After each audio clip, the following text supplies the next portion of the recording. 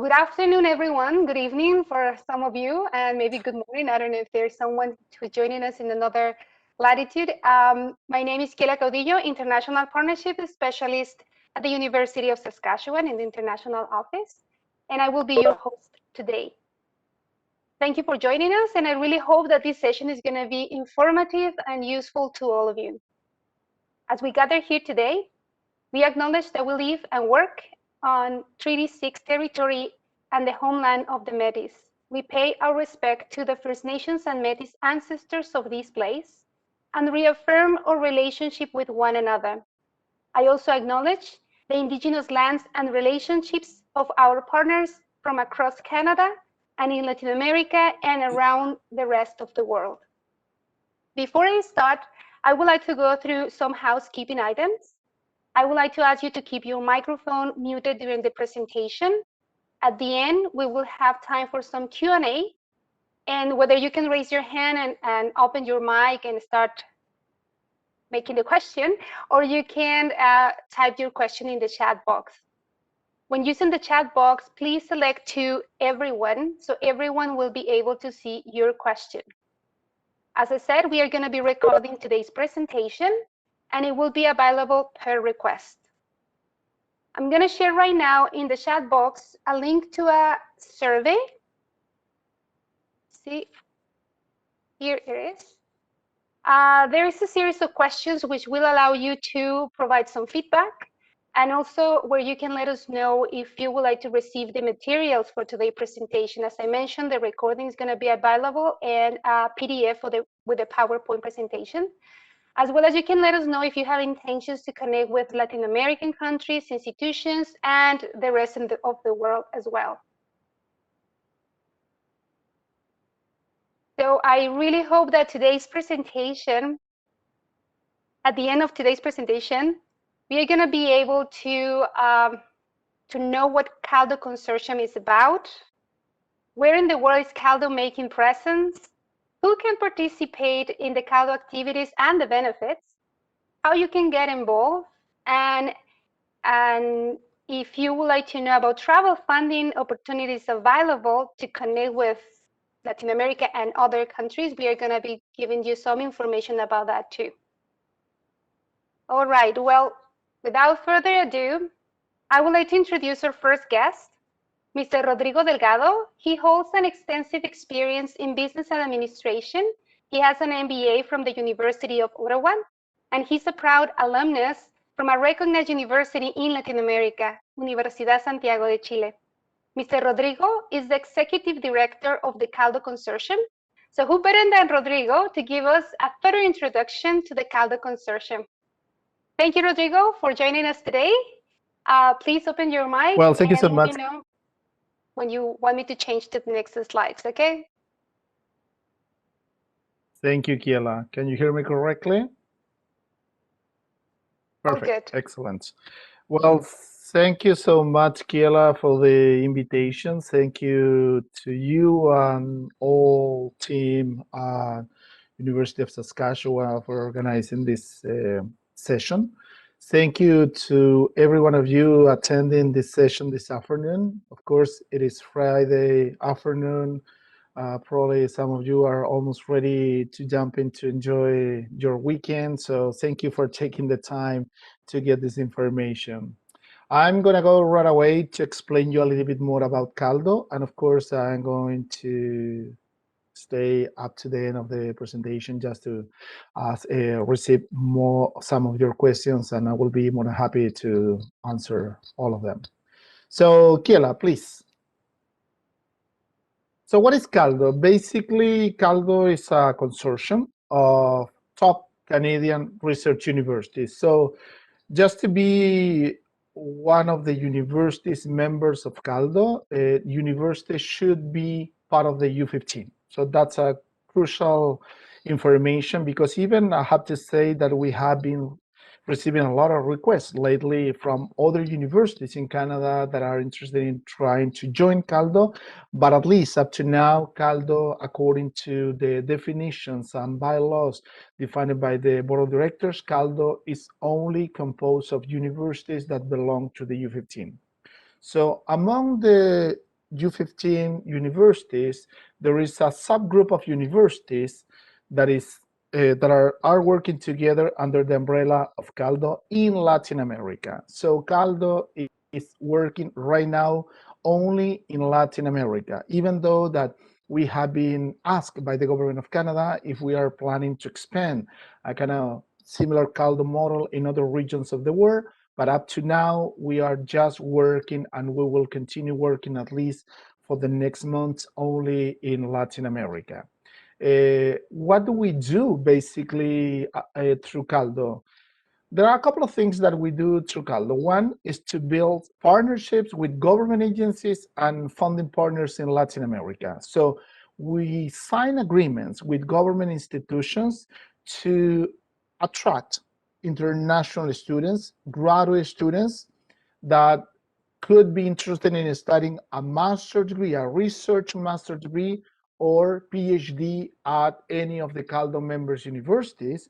And through the agreements that we sign with them, we create a kind of special support to those students through their scholarships programs that the institutions offers in different countries in Latin America. On top of that, we support and fosters partnerships between CALDO members universities and Latin American research universities. So that is something that has been happening a lot lately. We have been supporting many of our members in opening conversation, in opening potential discussions for partnerships. And for instance, University of Saskatchewan, Danny and Kiela, they have been involved in many different conversations with partners in countries such as Mexico, Chile, Colombia, and so on, for exploring collaboration projects between CALDO members universities, University of Saskatchewan, and universities in Latin America. Kiela? What are the CALDO members universities? So here you have the 8 members right now that are part of the consortium: University of Alberta, Dalhousie University, Université Laval, McMaster University, of course, University of Saskatchewan, University of Toronto, University of Waterloo, and Western University. Please. So through our activities, we try clearly to open the door to many students coming from Latin America to our members institutions here in Canada.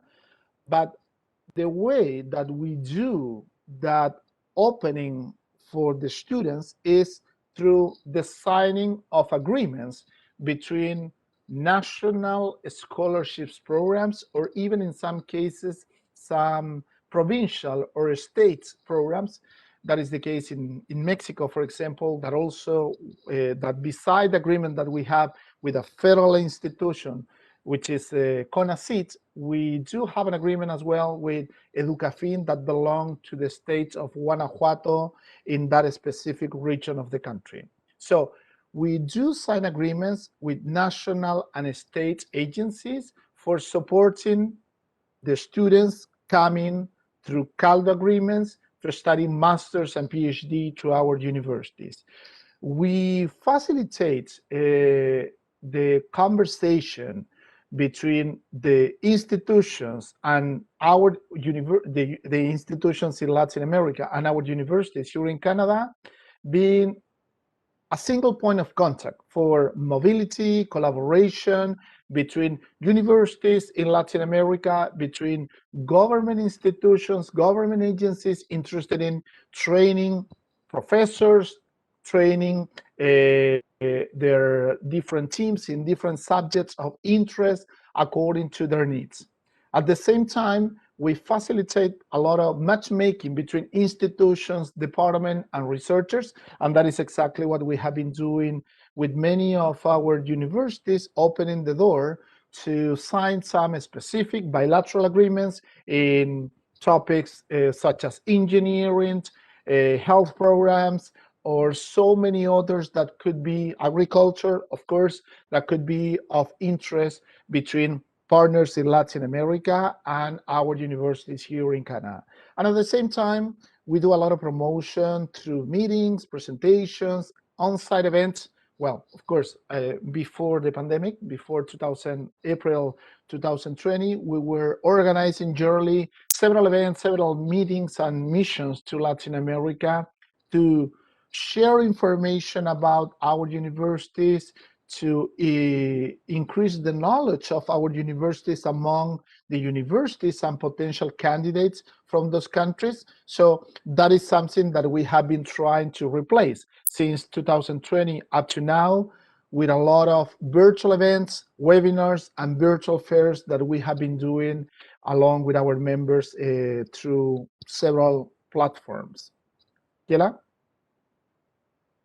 So regarding the students, we act as a single point of contact for them. So many times the students, they do know exactly what is the program that they are looking for, but at the same time, there are several opportunities where the students, they don't know exactly what is the kind of program that they are looking for. They understand somehow they will start opening some conversation with our universities or what could be potentially the area of interest. So we try to guide them in what could be the ideal program, what could be the ideal university. So we provide information about our 8 CALDO members universities, the different topics that they could offer in connection with their objectives of learning through masters and PhD at any of the CALDO members universities. At the same time, we make them to clearly understand what is the natural way to connect with potential supervisors at our universities. So we provide a lot of guidance in terms of how to connect, how to communicate, what is the kind of request that professors at our universities, University of Saskatchewan, or any other CALDO member universities are expecting from students from Latin America, and at the same time to provide to them information about any additional question or try to solve any additional doubts or questions that they could have when they are planning to move to Canada to study at any city where CALDO members universities are located. Kiela?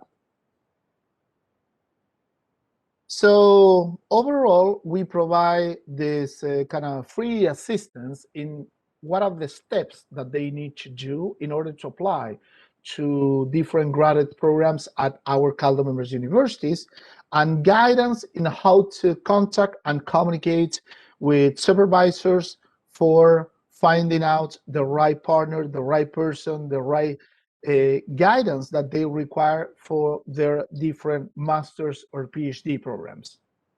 Kiela?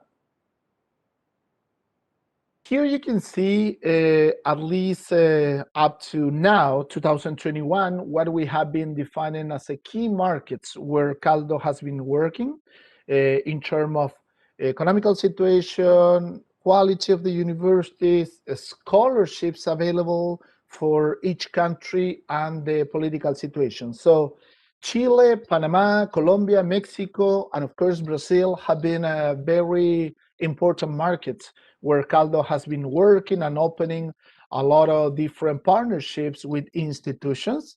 But at the same time, we are very active working with Uruguay, Paraguay, Peru, and Ecuador. So, of course, right now, and especially in the last 12 months, the situation has been changing, and the economical situation of many countries has been modify, of course, as you can imagine, because of the pandemic situation. So right now at CALDO Consortium, we are working in a revision of what are going to be the priority countries within the region for the next 3 years. But so far, we have been working very actively with Chile, Panama, Colombia, Mexico, Brazil. Even right now, probably some of you have been connecting with Panamanian students because it is currently open a call with Senacid, which is one of our partners in Panama.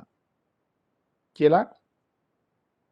At the same time, beside the funding agencies, the government agencies that we do have agreements, we do a lot of work with universities. So in Mexico, Chile, Colombia, Brazil, and so on. So we try to connect at different levels in terms of opening discussions, opening potential partnerships that could facilitate the potential arrival of master's and PhD students to our universities, but at the same time to facilitate potential mobility of professors, mobility of graduate students, and several other projects that we have seen in the last years coming out of those conversations. Kiela? Here in this slide, you can see who are currently our partners in Latin America. We do have agreements in Brazil with CAPES, CMPQ. Of course, the situation in Brazil has been a little bit different in the last couple of years in comparison to, I don't know, 5 years ago.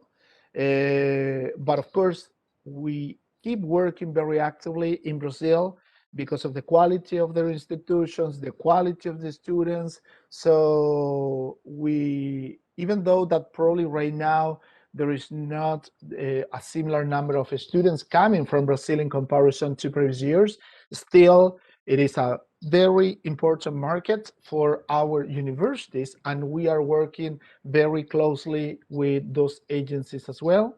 Chile, ANIT, former CONICIT, so another very important partner that we have been working very actively in the last couple of years. Colombia, MinCiencias, former Colciencias, right now is the Ministry of Science and Technology in Colombia.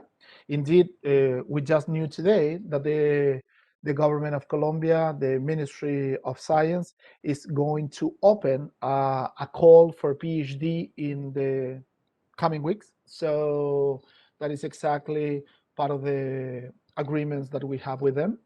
Ecuador, Cenecit, the situation in Ecuador has been a little bit difficult, especially because of the pandemic situation in the last years. So that is something that the agreement is still in place, but of course there are some challenges right now, and probably they are not going to open a new call this year as they didn't do in 2020 as well.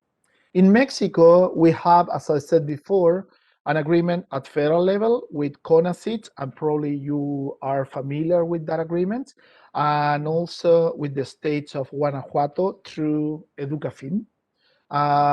In Paraguay, BECAL, which is the institution representing the government and offering the scholarships. In Peru, PRONAVEC. Indeed, PRONAVEC is currently open, and we have been receiving a lot of requests from students and even from our universities asking us information about this specific agreement. And Uruguay, ANI, which is the agency in charge of the scholarships from the government of Uruguay. At the same time, I put at the end Panama because it's our last signed agreement in 2019, and we began receiving the first application of students in 2020. The first cohort was a number of 15 students applying to master's and PhD programs at CALDO members universities. And right now, in this moment, we are working with the second cohort of 15 students applying to master's and PhD. Kiela? So just I want to highlight also some kind of new projects that we have been involved in the last couple of years, and especially we began very actively promoting a lot of languages training to partners in Latin America. I mean, we don't do a specific one by one offering to students in terms of language training, but we do offer package or programs for a specific group of students coming from some government agency, coming from universities, and that is something that indeed we have been working with Saskatchewan in some proposals with the Ministry of Education in Chile, with some universities in Ecuador, indeed, and Mexico, and so on. So that is something that we have been very involved, and we will continue supporting those initiatives as well. We began working with some countries in training professors, university professors from some universities, that they require to get higher credentials. So probably you are aware that in many universities, not in every single country, but in some specific countries in Latin America, there are a lot of professors at universities that they don't necessarily have a PhD degree. So some universities are interested in supporting their professors in getting a PhD degree. That is something that, of course, we have been supporting and talking with institutions in order to offer the programs at our CALDO members universities. And third, we have been promoting a lot of short-term programs, workshops, and professional training programs that could satisfy some specific needs coming from private sector, public sector, and universities in Latin America. So that is something else that we have identified a very interesting opportunity to connect. And those three pathways that you can see here are a perfect combination for future students that could be interested in coming to our universities to study a master or PhD, especially with number 1 and number 3. Kiela? So basically the role that we play in those specific activities is to be the main connector. As our colleagues at the International Office at University of Saskatchewan are aware, we have been identifying through our embassies, the embassies of Canada in Latin America, we have been getting a lot of information about what are some opportunities that some agencies from the public sector, some private companies or universities could be interested in trying to satisfy. So we bring that opportunity to our CALDO members universities. We ask them for some potential proposal, and among the members, some of them, not necessarily all of them, but some of them are going to be willing to present a specific proposal, and that is exactly the role that we have been playing, and up to now, has been working very well in many cases in Latin America. Kiela? So a lot of information about what I was just explaining to you is on our website, caldo.ca. We do have a lot of information about our university, steps to apply. That is a website more oriented to target students from Latin America, but at the same time, you could find information that could be of interest for connecting with institutions and potential partners from governments or universities in Latin America as well. Kiela, the last one. So basically, here there are some social media channels beside the website. We do have Facebook, Instagram, LinkedIn, YouTube, and of course, we share a lot of information about our activities. We have been organizing a lot of webinars along with Saskatchewan and many other universities that belong to the CALDO Consortium, and that's exactly the idea. We will continue organizing virtual events, virtual fairs in 2021. We don't expect, based on our conversations that we have been holding with our colleagues at Global Affairs Canada, we don't expect that we are going to be able to be on the ground in a specific on-site event in 2021, unfortunately, but that's reality. So most likely we will continue working virtually in 2021, and hopefully, finger crossed, that we are going to be able to be on the ground and do a lot of promotion on site in 2022. Because I guess that you totally agree with me that we can do a lot of social media events, we can organize a lot of virtual activities, but it's not exactly the same that being on the ground, talking with the people, talking with the students, talking and visiting the universities. So hopefully we are going to be able to do it in the future, but right now, that's what we are doing, and we will be more than happy to support any initiatives that could be of your interest. So that's my presentation. Thank you again for the time. Thank you for being here this afternoon, and I will be more than pleased to continue participating of this session today. Thank you. Thank you, Rodrigo. That was a very, very good overview of what CALDO is. Finger crossed that we're going to get back soon to our regular activities in person. So now I would like to introduce our next speaker, Danny Freire, Manager of Student Recruitment at the University of Saskatchewan here. Okay, Danny, maybe now you can control. Yes, I have control of it, Yeah, so Kiela. he's going to talk about how student recruitment is connected with CALDO. Danny, please go ahead. Thank you so much. Again, thank you everybody for joining us today. My name is Danny Freire. I'm the manager of student recruitment here at the University of Saskatchewan, and I have worked with some of you already and have worked with Rodrigo since the very beginning of CALDO. So I have quite a bit of the history and the knowledge of how this came to be. But in terms of student recruitment, I'm going to focus on a bit of what do we do with CALDO and how do we work together. And since this past year has been mostly virtual, you can see that we did several outreach and webinar presentations that we attended or that some of you actually helped us attend. For example, like faculty presentations, we did some webinars. We also attended some fairs with Rodrigo and team, specifically the CALDO Winter Term Virtual Fair. So these different things that continue to present the University of Saskatchewan and the opportunities that we have to be able to recruit sponsor students from Latin America, but really just to put the branding of the university out there. With that said, Rodrigo had mentioned that there's quite a bit of digital advertisement that they're doing. And one of the things that the team has done, our team, is that we want to make sure that we're working with CALDO to make sure that the university is front, right, and center in the minds of many students. So therefore, we try to work very closely together. So you'll see that there's an Instagram account where USask is prominent. You will also see that there is some LinkedIn information that gets posted through the CALDO universities. And I'm going to encourage you, whenever you're in these social media mediums, that you go and like or reshare or repost or comment or interact in those mediums, because that gives a little more push to having that presence online.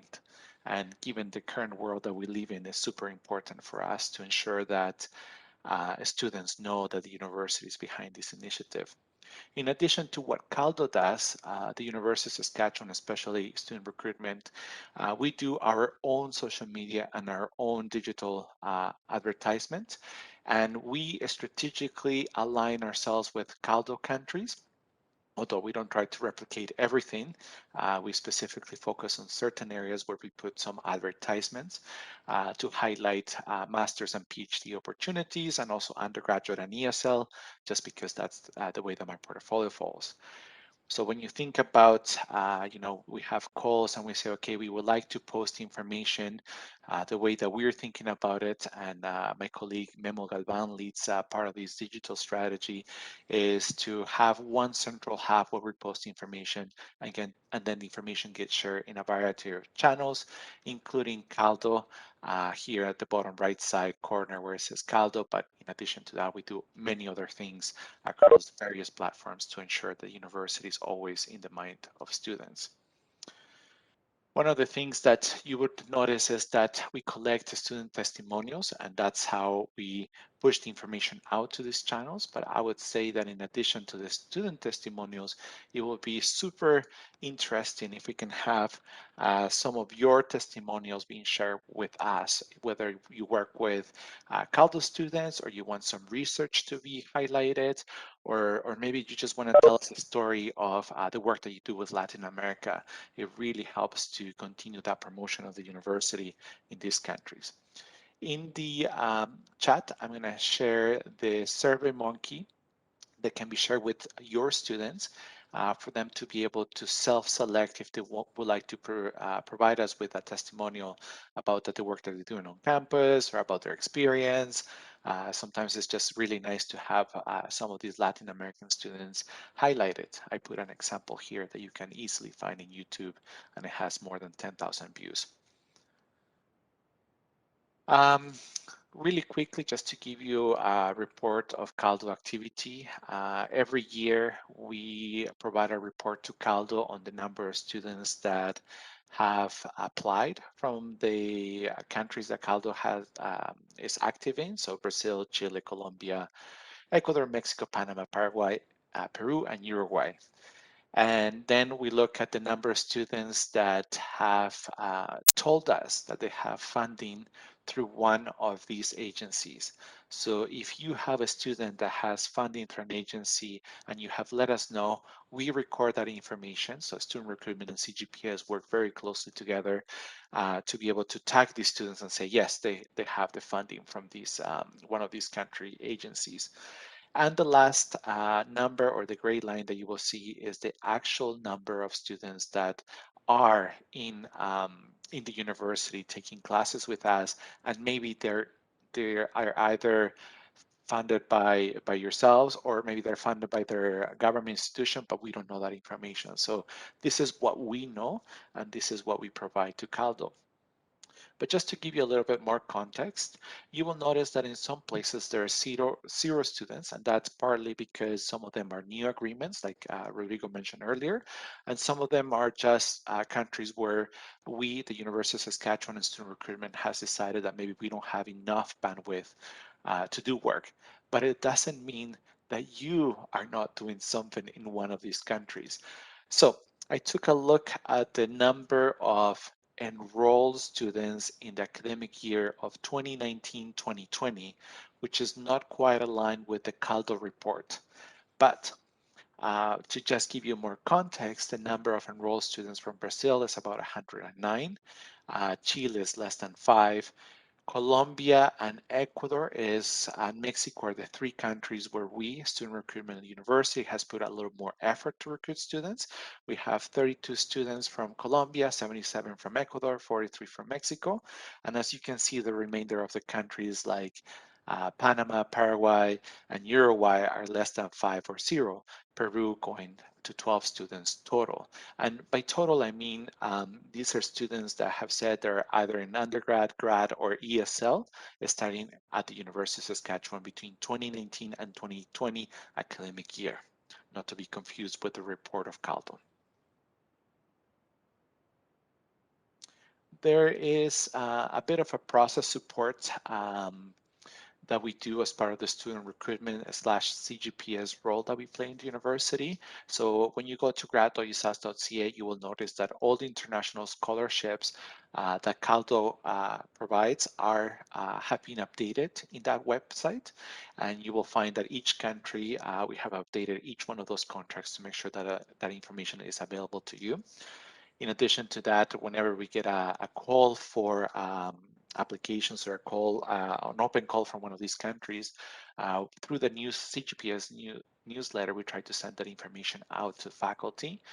And CALDO and USask have a bit of a process document where we act as a bridge between the University of Saskatchewan, the students, and many times is with yourself or the department or CGPS.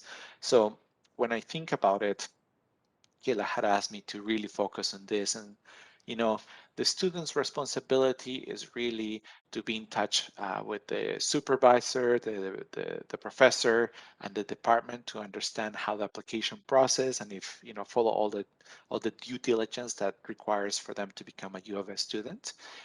They also have the responsibility of connecting with their government funding agency and ensuring that they understand what are all the requirements from them. In some occasions, they'll be in touch with CGPS for admissions letters and whatnot, and sometimes they'll be in touch with CALDO. One place that I forgot to add here to the student is in some occasions they'll be in touch with us, with student recruitment at the university. For you, the faculty or the supervisor or the professor, the places where you'll be in touch is, of course, the student. That makes the absolute sense that you're in touch with them to get to know them, to have those conversations that you normally do, perhaps with your own department. And in occasions, you'll be in touch with student recruitment or CGPS or both to make sure that that we support you through some of these processes. There is no expectations that you need to write anything for the government funding agency, because really the funding government agency at the end of the day wants to see that the student is admitted to the University of Saskatchewan. So technically speaking, we want the student to go through the normal process of being admitted to the university. The student recruitment and CGPS/CGPS responsibilities are around, we're the connection with Rodrigo, CALDO, making sure that we're working with them closely. At occasions, we connect with the student.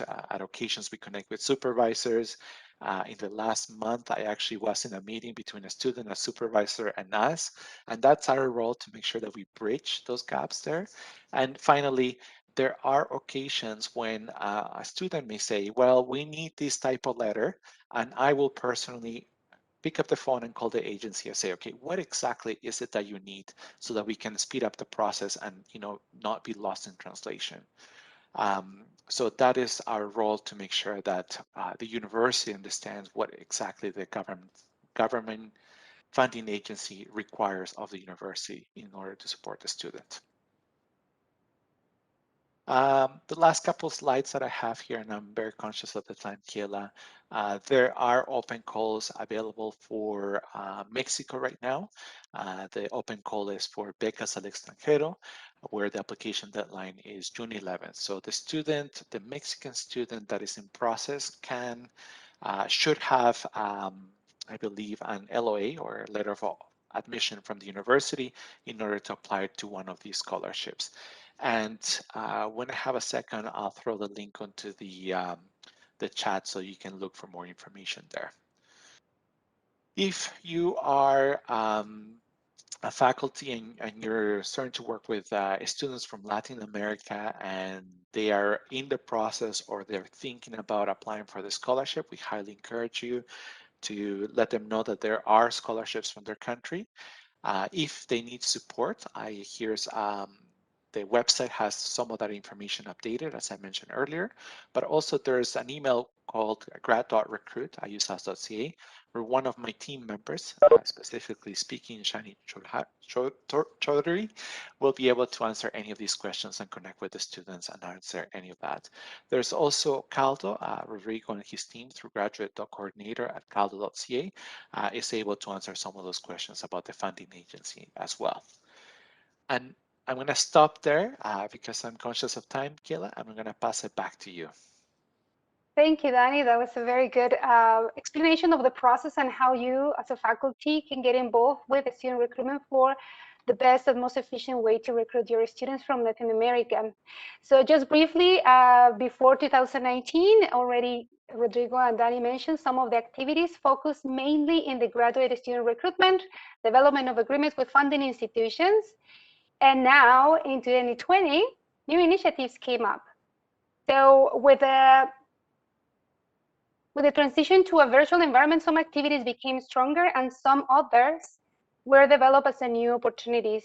Liaison services and networking became stronger, helping us to connect actively with universities, research institutions, governments in Latin America, as well with the other CALDO members. So that was something new. The facility to connect virtually allowed us to establish quick connections with the high-ranked universities and has facilitated the communications and negotiations of new partnerships, as well as has helped us to leverage the existing partnerships. I'm going to present just briefly some of the examples of the activities that we've been doing in collaboration with CALDO the past year and one this year. Okay. So last September, we partnered with CALDO and with another CALDO member, Université Laval, in an academic webinar focusing graduate studies in biology. We have representing the University of Saskatchewan, Dr. Carvalho, and his counterpart, Dr. Perez Lopez from Université Laval. In the webinar, each of the guests had the opportunity to showcase the research projects but also to interact directly with prospective students from Latin America. That's a great opportunity for you to screen some students if they are already ready to apply, and also to answer their questions, give them some advice, share your experience recruiting international students, and many other things that you can discuss directly with them. Another opportunity we had last year was in November. We participated in Peru in a virtual fair. Dr. Campanucci from the College of Medicine represented the university. As well, there was an opportunity to showcase research, connect directly with prospective students. In this case, was organized by one of the funding institutions in Peru, and with other instances in the government of Peru. Another opportunity last year was in Mexico. This happened in Mexico, the interaction with government, research institutions, and universities in Mexico. During the Research and Knowledge Network meeting, this event allowed 4 of our faculty to interact with faculty from other Canadian universities, such as Ottawa University and the University of Alberta, and other Mexican universities. This was virtual, but was located in Yucatan, where the beautiful Cancun is. So hopefully in the future, we are going to be in person there. The working virtual table discussions were around environmental sciences, public health, mathematics, and computing. So again, another opportunity to showcase your research. Another opportunity we had, the info session organized by CALDO, the Chilean Ministry of Energy, and the funding institution ANI in Chile. Again, opportunity to collaborate with other CALDO universities, Alberta and Toronto. We have representative Dr. Greg Polster from our university. There were a lot of discussions of the potential visiting research student to here at the university, and many other opportunities that we still on ongoing discussions. Another one we have this year was actually, in this case, was connecting directly with the university. So CALDO was kind of was liaising this communication. At the end, was developed by the University of Santiago de Chile. They invited Dr. Jafar Sultan, who is here today with us as well. And he has the opportunity to interact with his counterpart in Chile around topics on wastewater treatment management, and more communications are ongoing into potential development of other programmings, or maybe more webinars directly with this university. Another thing that I want to talk about briefly is the opportunity for revenue generating programs. We didn't really talk much about this. This is still an opportunity that we can explore. So far, we've been competing with other CALDO institutions for making proposals for English as a medium of instruction, or any other programs that are customized that includes language training, or specific to an area of research. And there is also opportunities to develop consultancy. So this is something for you to keep in mind, because we can have this invitation to submit proposals. We can send them all the way to you, and you can let us know if you would like to participate, to bring some revenue to your unit, to your department, and why not for the university.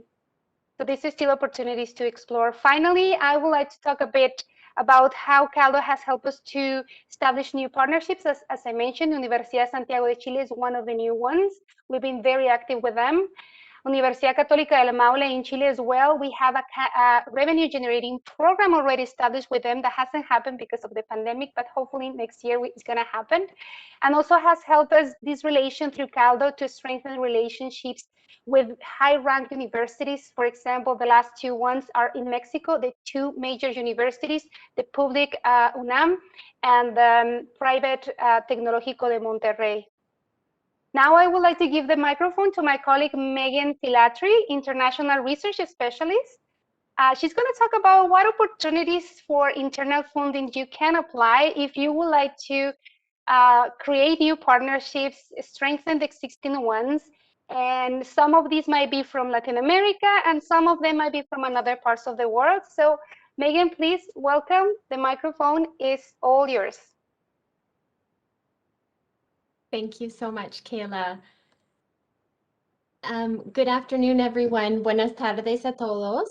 And so nice to see you all here today, and especially some familiar faces.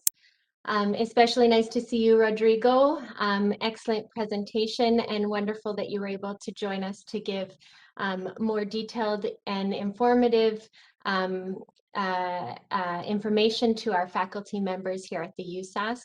Nice to see you, Danny, and especially Kiela, thank you for hosting. I was delighted to be invited to this CALDO info session to share more information about some of our USask internal international engagement funding opportunities, which are all funded by the University of Saskatchewan's International Blueprint for Action and managed by our international office. I would like to highlight two internal international funding programs that you see here on the slide, the International Travel Grants and the International Project Grants. And these might be of interest to you as you establish new or foster existing research and/or academic collaborations with partners strategically aligned with CALDO countries in Latin America or elsewhere internationally. So let's talk about the international travel grants, which are at the top of the screen here, and you'll see. For these programs, there is one competition per fiscal year, and these grants range between $2,500 and $5,000, with activities spanning up to 2 years. These travel grants are to develop partnership building activity with your international collaborators for incoming or outgoing travel, and they can be for research and/or academic related initiatives. So first we have the Global Ambassador programs. And the Global Ambassador programs are really to support incoming or outgoing faculty members or staff to travel to the partner institution, or for international researchers, experts, or staff to travel to the University of Saskatchewan. And really, this program is truly an international ambassador program. So proposals must clearly demonstrate how the international activity will strengthen the international partnership, why it's novel, intensive, and meaningful to institutional and global engagement. We want to see how it's in alignment with USask's existing or emerging areas of research or academic strengths. And some examples of proposed activities that we've seen from the Global Ambassador programs have been short-term research institutes, field schools, short courses, workshops, conferences, or roundtables, but not limited to these examples. The next one is the International Travel Award, or International Travel Fund, as it's just recently been renamed. And this program is for faculty or travel to the partner institution to build or foster sustainable improvements to global challenges in their field of expertise. And this fund focuses on building the university's collective global citizenship and international community service engagement and presence. There's a particular emphasis on how applicants will contribute to advancing the UN Sustainable Development Goals. The next one is our international, oh, sorry, I got them mixed up here. Now I'm talking about the Internationalization Fund. And this Internationalization Fund really is to increase the ability and confidence of faculty and staff to initiate, build, and support international and intercultural engagement activities that increase the capacity, attractiveness, and international dimensions of the USask. This program focuses on developing competencies needed to facilitate international partnerships, student mobility, and international research, and preference is given to applicants without strong, extensive international engagement experiences and who demonstrate high productivity potential. So remember, for the Internationalization Fund, we're looking to build those competencies in staff or faculty to engage in partnership building with international partners. So those are the travel grants. And for this year's travel grant competition, as you can imagine, we've faced some challenges just being virtual and with travel restrictions in place. So we incorporated some new eligibilities to allow for proposed virtual activity and hybrid of virtual and in-person. So some examples of those eligibilities are in the eligible expenditures that you can propose. So for example, costs related to web hosting or virtual production for the implementation of your international project, hourly compensation for staff or student assistance to organize virtual activity with the partner. And applicants are invited to propose, again, virtual, in-person, or hybrid, so a combination of both virtual and in-person. Now, moving to our international project grants. Again, these funding opportunities have one competition per fiscal year, and they range between $5,000 and $50,000, also spanning up to 2 years. The Global Innovation Fund really aims to stimulate new, innovative, and novel research collaborations to address global challenges with international partners. Funding amounts can be requested between $10,000 and $50,000 and must be with a new partner institution or collaborator. There's a cost-sharing requirement to this Global Innovation Fund, and there has to be contributions from the USask team and the international team of cash and or in-kind contributions of at least 15% or more of the total amount requested. And of that 15% cost sharing, a minimum of 10% must come from the international partner and 5% must come from the USask team. The next one, the International Research Partnership Fund for existing partnerships. This program aims to strengthen research collaborations with existing partners and foster ongoing joint research activities with strategic partners, which can really help to leverage further and future research funding. Funding amounts can be requested between $5,000 and $25,000 and must be with existing partner institutions or collaborators. And the same cost sharing requirement applies to this program at 15%. The Global Community Service Fund, there's 2 categories or 2 areas that you can look at for this funding opportunity, for new partnerships or for existing partnerships.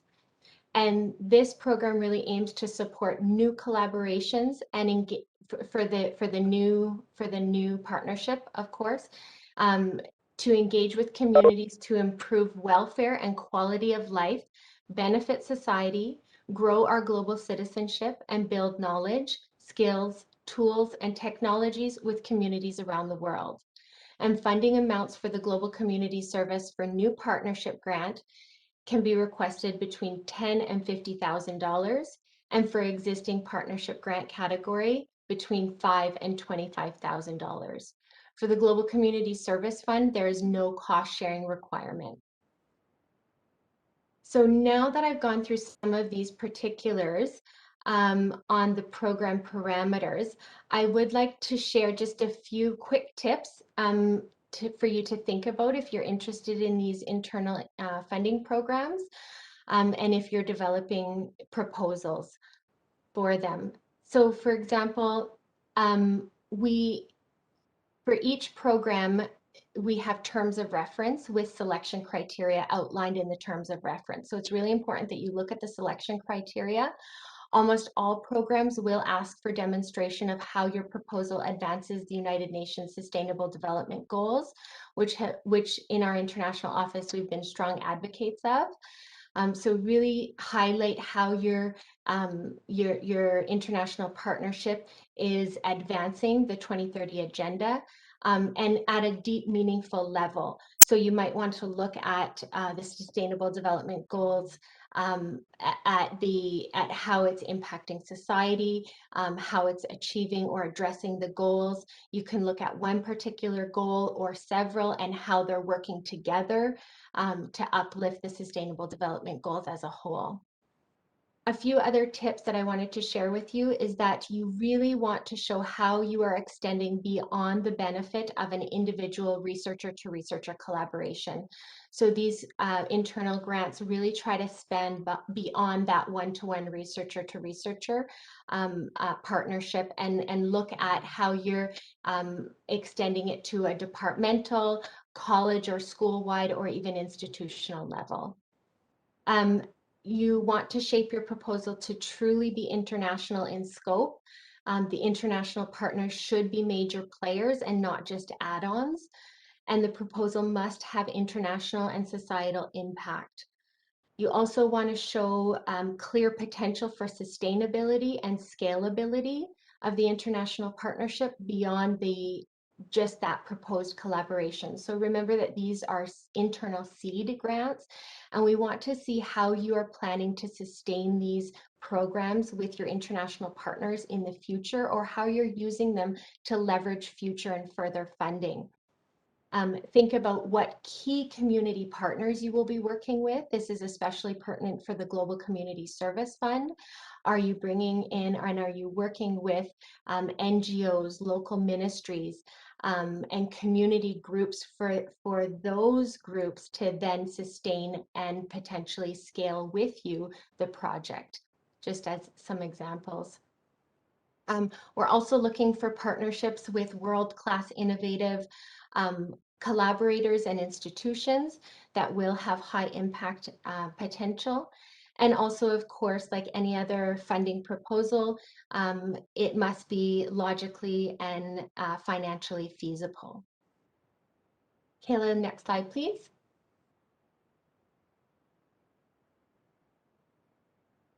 So for the international grant programs, we do have an upcoming competition with a June-July 2021 anticipated opening.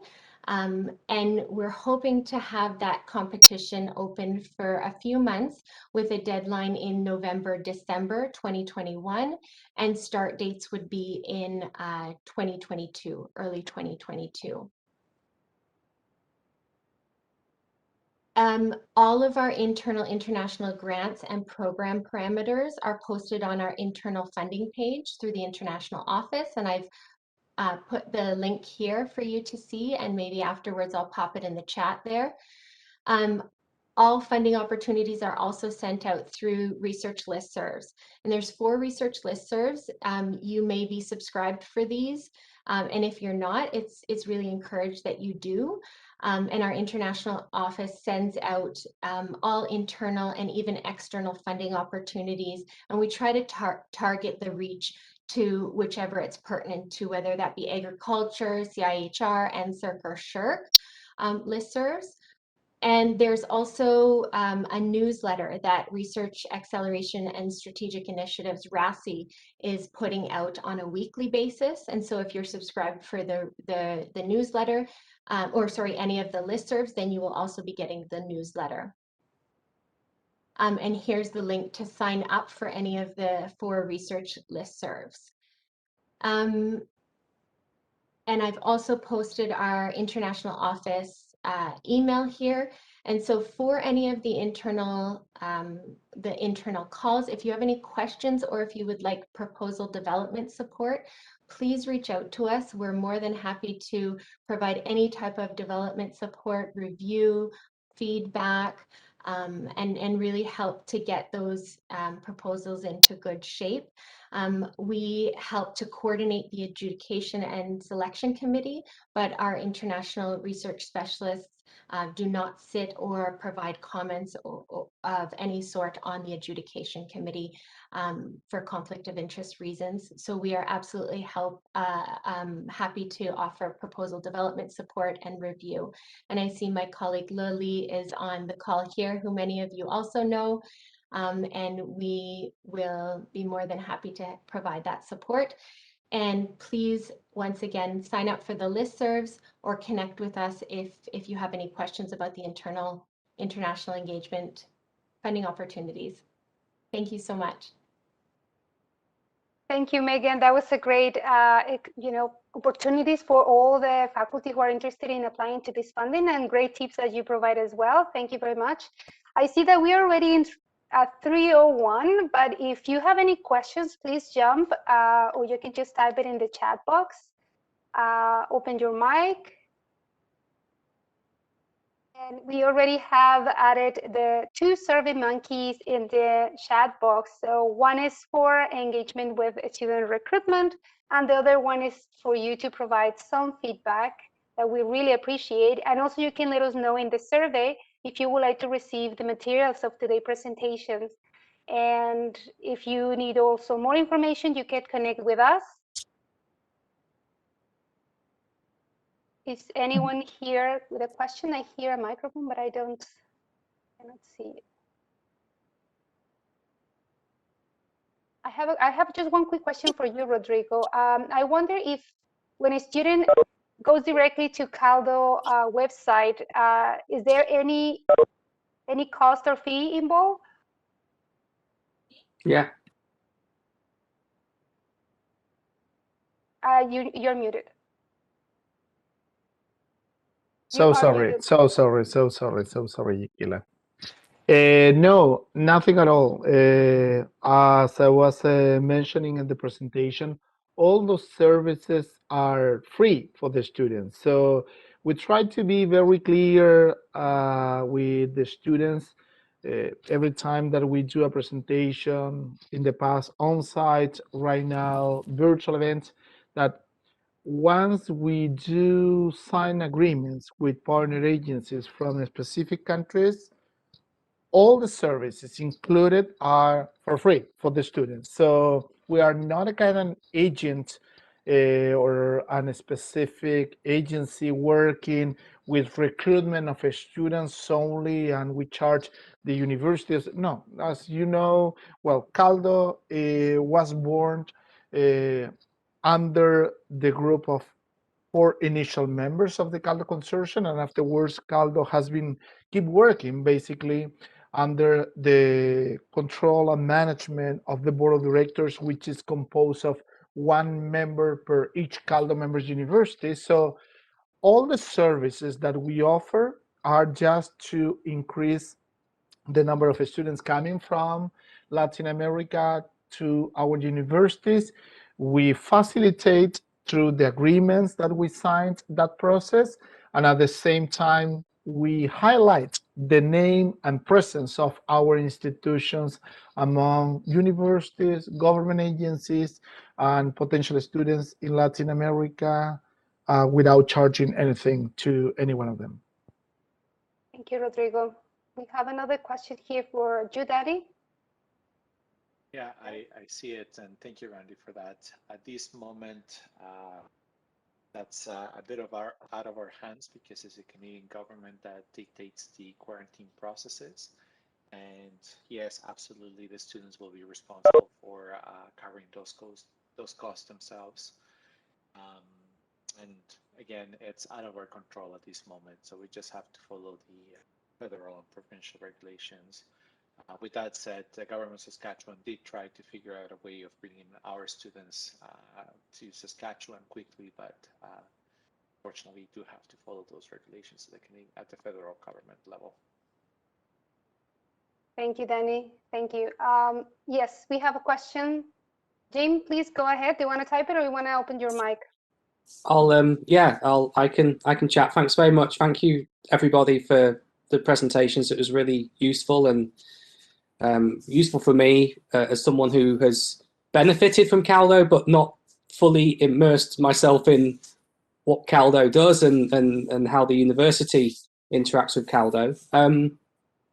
One of the things I was thinking about was the appropriate process for when I want to contact the CALDO office at USask or CALDO looking for a student. So is that, I assume that's also part of the matching process potentially. And one of the struggles that sometimes we have as researchers is that we have a proposed project in mind that's going to require a master's or a PhD student from Latin America, but we might not have the money to take them on until we get the grant. And when we get the grant, the project has to start like that. So what's the appropriate process for reaching out relatively early, before actually the money's come through and you know that the project can run? In looking, because I know there are times where I know I'm going to need a student from Latin America. I do my work in Latin America. Yeah, I just wanted to get some sense on or advice on that part of it. Do you want to tackle that first and then follow? Danny, your volume, I think it's a little bit low. I don't know if you can fix a little bit your volume so we can hear you better. Yeah, sure. Okay, so thank you so much for the question. I think that is a very good question. Something that we have been trying to encourage our professors at any CALDO members universities is to share with us information about their research or potential research that they are doing, and we will be more than happy to share that information through our social media channels, through our different outlets of information that we have available at CALDO. I think that that is something that we have been doing a couple of times and has been very useful, I will say, even though that, as you were mentioning, in some cases, sometimes, okay, well, it is not exactly the time when you need potentially a student. Well, it doesn't matter, because at the end of the day, some students, well, first, they will need to take time in order to prepare their application process. Some of them, they could be very good researchers and very knowledgeable about the topic itself, but not necessarily they meet all the language requirements. So they will need to take longer time. So there is a long process in most of the cases. Even, as you know, a lot of them, they require time for their visa processing too. So a lot of things that takes time. So my recommendation overall is that those opportunities or that interest in potential students for masters and PhD, it is something that we can highlight through webinars, we can highlight through our social media channels, and certainly that will generate some potential traction of students that could be interested in opening the discussion, and well, in that process potentially find out who could be the right person for future programs under your supervision in this case. I just want to add to that. Can you hear me okay now, Kiela? Okay, perfect. Thank you so much, Dr. Robson, for that and that question. And also thank you so much for accepting a CALDO student this year. I know that the team mentioned that you have taken one of them on. As part of the promotion and getting the word out, it would be really good if you have an idea of what kind of projects are coming around, that maybe we can get you to do some presentations or some pre-presentations with us and with CALDO to make sure that we put your name and your projects on the minds of the students per se. In addition to that, I'm going to say that the university has moved now to CRM, or a relationship management system, where we keep track of all of these Latin American students, and they tell us all kinds of information where maybe we can send a targeted message to them to say, hey, Dr. Robson is looking for students in this area. If you're interested, come to this presentation, and then they can learn more about it. So it's doing a bit of footwork, I would call it, to make sure that we are promoting some of the projects that might be coming down the pipelines in the future. Does that help, Dr. Robson? Yeah. Thank you, Danny, and to Rodrigo. But that's great information and very much taken on board. And I will endeavour to reach out once we have sort of project ideas sort of in the pipeline and grant proposals going in. That would be a good time, I think, to connect and to perhaps present on potential research opportunities coming up for Latin American students. Wonderful. I would like to add just one very short idea about that, and thank you so much for that comment and question. I think that it's crucial sometimes according to your different research projects, your research strengths, that we at CALDO, and for sure Kiela, Danny, and all the team in Saskatchewan, they do know, and we do know, what potentially are the universities that they could have some common kind of interest in those specific kind of research, which is so important because at the end of the day, let's say, I don't know, Universidad Autónoma de Mexico, if they could be very good in some specific topic that could match perfectly with you. The same thing with Universidad Los Andes in Colombia. So, and we know we have that information, and we can facilitate even those connections with some professors sometimes, that they could even recommend good students for those masters and PhD programs at any of our universities here in Canada. Thank you, Rodrigo. Is there any other question around? Kiela, maybe I have one. It's not directly related, but I often get requests from students who look at our website and they discover the Banting PDF, or maybe is Banting also for PhD students? I'm not sure, but has anyone any experience with that? I know it's very competitive.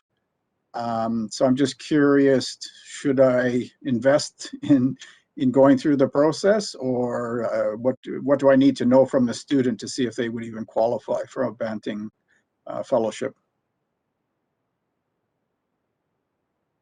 I do have a, I don't know, Kiela, if I Go can ahead. help. Yeah, well, indeed, Banting it is nothing related to us, but we are very connected with that information through the government. But Banting is basically for postdoc, okay? And Vanier is the one for PhD.